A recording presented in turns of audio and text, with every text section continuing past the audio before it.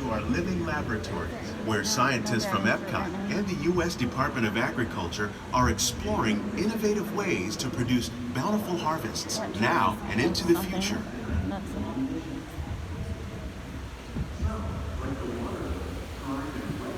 The tropics are home to the greatest diversity of plants on the planet. Many of these, like papaya, bananas, cacao, coffee, and rice, are well known around the world. These are just a few of the edible plants that have been an important source of nutrition for people living in the tropics. Many are rich in vitamins and minerals, while others are well adapted to growing in less than ideal conditions. Some, like the water lily, thrive in wet, swampy areas and waterways. All parts of this plant, even the flower petals, are edible.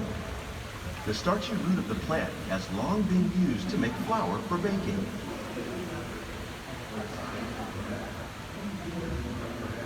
One day, many of these lesser-known tropical plants may be as important as the bananas growing on both sides of the boat. More than 28 million tons of bananas are eaten annually, making it the most popular fruit in the world.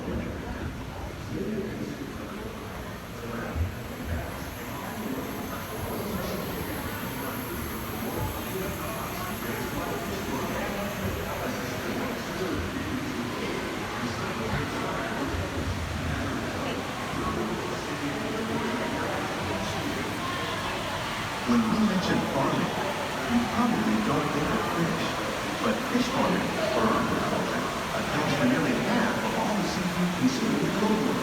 Tilapia, bass, and catfish, like the ones you see here, are three of the more popular crops raised by fish farmers. The sustainable system we're using here recycles the water in the tanks.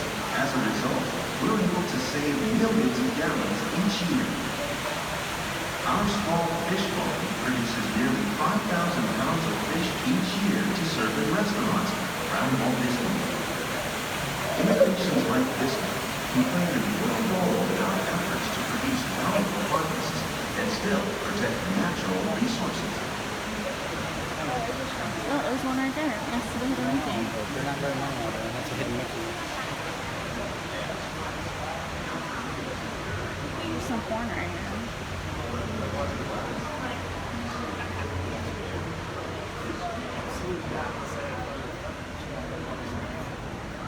While there are more than 50,000 edible plant species in the world, most of us are only familiar with the handful that make up our everyday diet. The common grains growing here, wheat, maize, sorghum, and millet, plus rice, account for nearly 2/3 of our global food consumption. Learning how to increase yields of these staples is an important goal of research around the world. There's your tequila plants.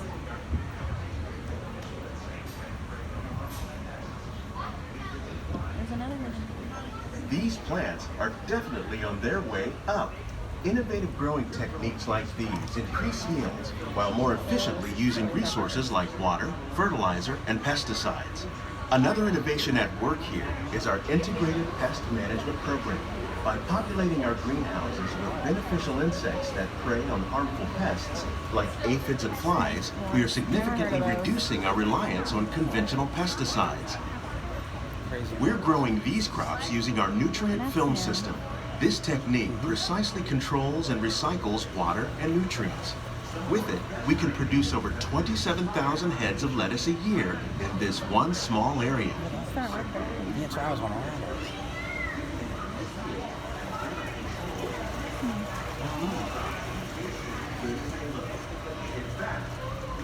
They're strange, whatever they are. Oh my God, look at those big. Oh, the pumpkins. Some of our best ideas have been inspired by nature, like these fruit and vegetable trees. By growing these ground plants vertically, we can increase yields and better control diseases. These crops taste as good as they look. In fact, we serve more than 15 tons of produce from our greenhouses in restaurants here at the land every year. The future of agriculture may include innovative ideas like this vertical growing system. Growing this way is a fraction of the space required by traditional lavender. I've grown lavender before. That's fun. You're very good at it. And then I moved, and now I can't find any lavender plants. The future of agriculture may include innovative ideas like this vertical growing system.